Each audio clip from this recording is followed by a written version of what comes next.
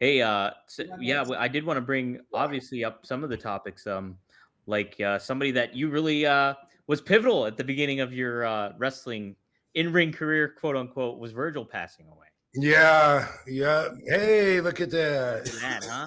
Look at that Uh, sweet shirt you got too, Rob. The Ghost Rider shirt on. That's pretty yeah, badass. man. I remember that shirt. I used to have everything Ghost Rider, everything, everything. If I didn't have it, I would buy it.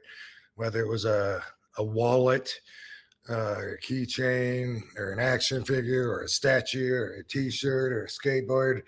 Um, it was a I guess I'm a hobbyist, and that was my hobby for like the first 40 some years of my life.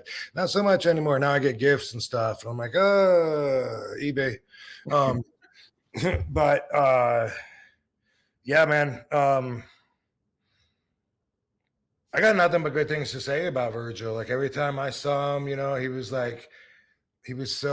humble, of course, as you would expect him to be, but he was in a good mood, happy. He put off a good vibe.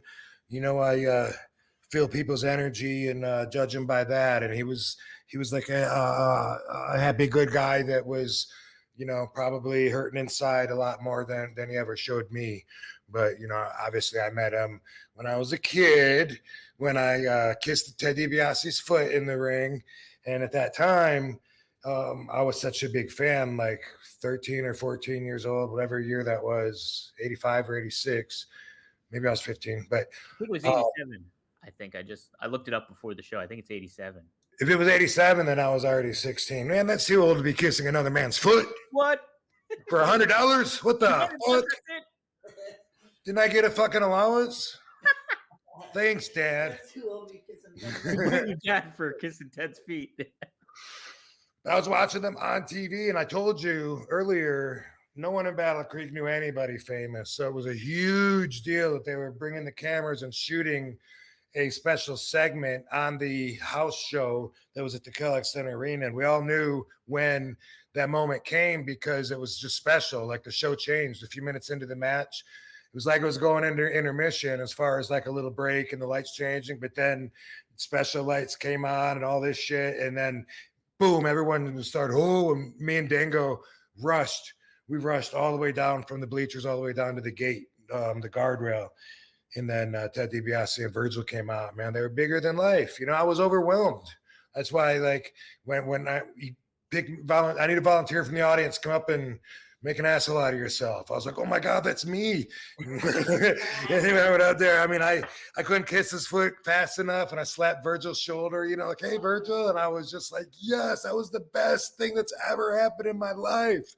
And that's how I felt at 16, making that $100, So everyone knows that story, even though I may not have heard it told from me like that. But Virgil's always been around since then. And Sabu used to tell me that Virgil was at it was one of my first, I think it was my second show. I don't know. One of my first 4 shows. So this is 1990. And it was in Wheeling, Virginia. And the promoter was a guy called the sadistic Dr. Sam Siegel that promoted us. Small show. It was an outside show at a track, like a running track football field kind of thing.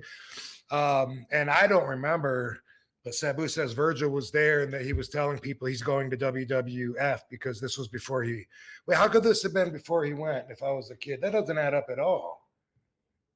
You know what? Sabu said that Virgil was at that show and that he had suits and he was showing people suits and saying, I'm going to wear this, I'm going to wear this. And then he was telling everyone in the dressing room that he's going to be on WWE television. And Sabu says that he thought that Virgil was full of shit till I saw him on TV. But that doesn't chronologically work since he was already Virgil in 87 when I was a kid. Yeah. You just made me realize some truth about my life that I didn't know. So I'm gonna have to call Sabu on that one. He must remember because he was in the business before me, like 5 years before me. So he must have seen Virgil probably at a different show and thought that it was that one. Interesting. Yeah, I heard another story too because Virgil's from the Pittsburgh area, Wilkinsburg neighborhood of Okay, yeah, that's where Sam Siegel was from. yeah, and so he ended up. I heard a story that he was getting ready to go to WCW apparently, and he was telling people that something about the NWO he was mentioning, and sure enough, there he was in the NWO like the next night or the next week or something like that. Right on.